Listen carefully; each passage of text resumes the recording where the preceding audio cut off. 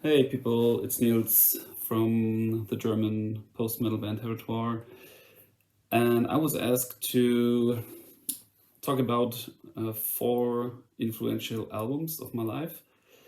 Of course, I'm a cheater, so what I did is I picked more than four.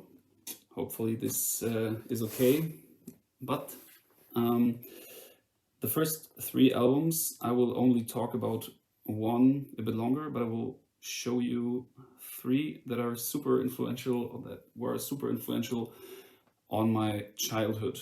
And this is Walls of Jericho by Halloween,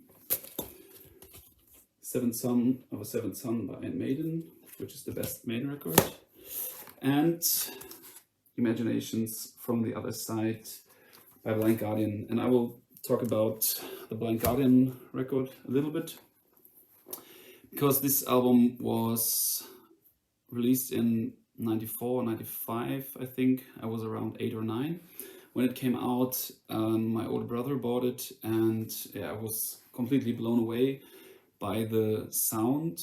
And what I have to say is that this is the vinyl reissue, and they fucked up the mix completely. They used a lot of samples for the drums, and I think the original recording has one of the best drum sounds ever. Also, big shout out to Tomen, who still, or his old drum parts are still some of the favorites of mine. Also, shout out to Ingo Schwichtenberg of Halloween, who influenced my playing as a drummer a lot. So the next album that I will talk about, so we're like album 2 now.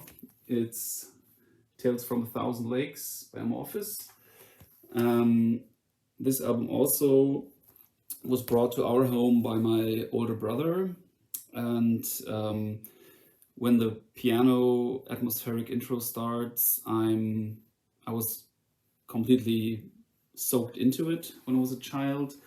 I think this was even earlier than the Blind Guardian record, might be around 93 or something. And because of my older brother, I got all those albums at a very young age.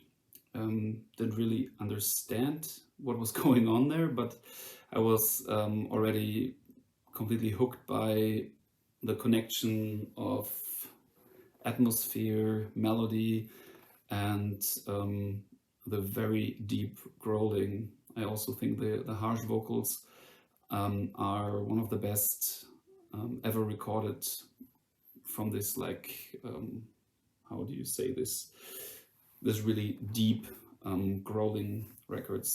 Still one of my favorite albums of all time. Now it's getting a bit more into a niche, and it's a German black metal band called Endstille.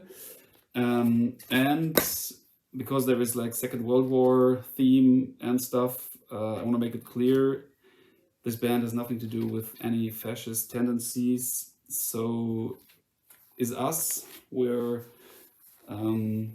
opposing any form of discrimination, and this band does so as well.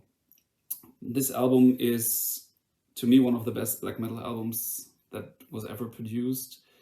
The drummer Mayhemic Destructor influenced me a lot when I was a teenager and got into extreme music, black metal, and yeah, I really like this album a lot. Paid a lot of money because I had to order it at Discogs. I only had it as a CD version when I was younger. The sound of this album is especially the guitar tone is insanely good, and it fits the theme of the album, like this anti-Christian war theme stuff that they put on there.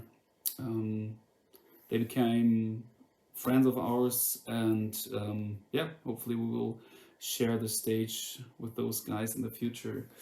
And I will end this little talk with my all-time favorite album. It's Supporting Cast by the Canadian metal band Propagandhi.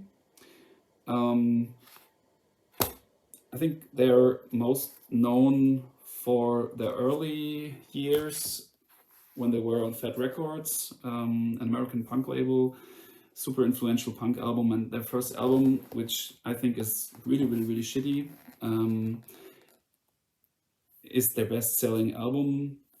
But with this album, Supporting Cast, they really got somewhere else. This is a perfect sounding album.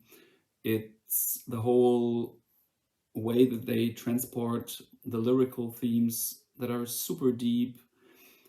It is a political album, but it's not in your face political. It's more personal. It has so much to offer. So if you like the thrashier side of punk, and are not afraid of technical metal, then you should definitely have a listen with this album. It's a bit hard for me to really